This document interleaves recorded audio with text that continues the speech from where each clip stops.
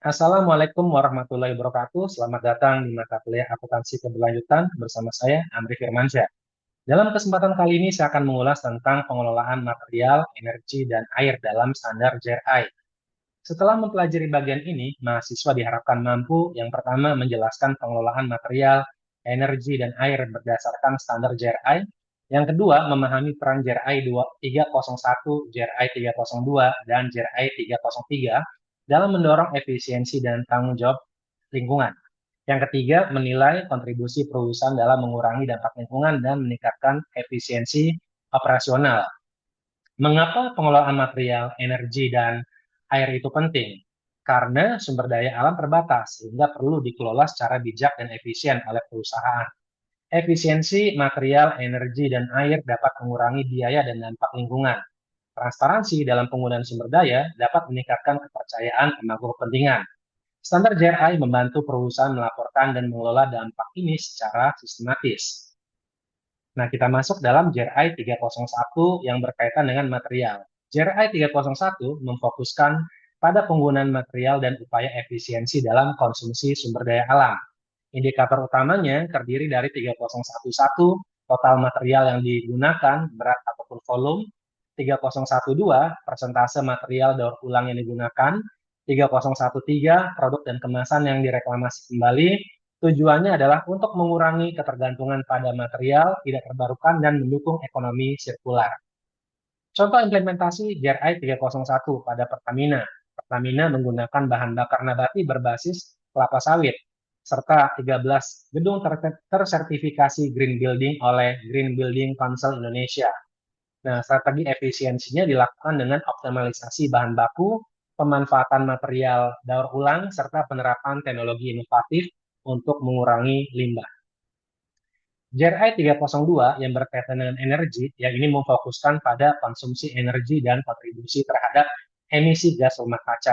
Indikator utamanya terdiri dari 3021, konsumsi energi dalam organisasi, 3022, konsumsi energi di luar organisasi, seperti dari rantai pasok dan pelanggan, kemudian 303, intensitas energi per unit output, kemudian 3024, pengurangan konsumsi energi melalui inisiatif efisiensi. Tujuan dari JRI 302 mengurangi ketergantungan pada energi fosil, meningkatkan efisiensi, dan beralih ke energi terbarukan.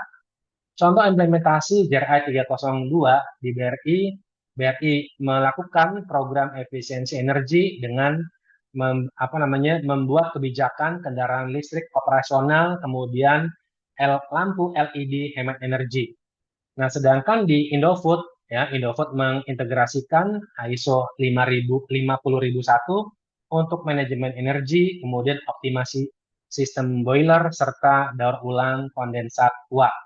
Di Pertamina, Pertamina melakukan efisiensi kilang, pengembangan energi panas bumi, listrik biogas, kemudian penurunan konsumsi energi, ya.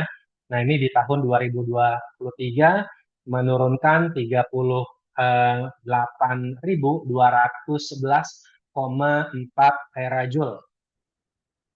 Kemudian kita masuk dalam JRI 303 yang berkaitan dengan air dan effluent. JRI 303 memfokuskan penggunaan air, pengelolaan limbah cair, dan pelestarian sumber daya air. Indikator utamanya yaitu 3031, interaksi dengan air sebagai sumber daya bersama, 3032, manajemen dalam pembuangan air, 3033, pengambilan air berdasarkan sumber, 3034, pembuangan air dan kualitasnya, serta 3035, konsumsi air oleh organisasi.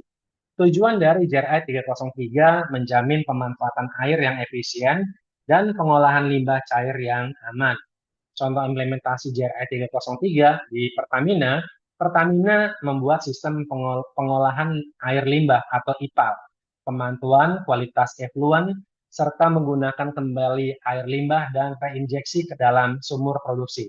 Nah, ini volume pembuangan airnya sangat besar, ya. Ini berdasarkan laporan keberlanjutan tahun 2023 yang dikelola sesuai baku mutu lingkungan. Pengelolaan air yang baik ini menunjukkan bahwa perusahaan dapat menjaga ketersediaan air untuk perusahaan dan masyarakat sekitar. Demikian saya sampaikan. Terima kasih atas perhatiannya. Saya akhiri, Assalamualaikum warahmatullahi wabarakatuh.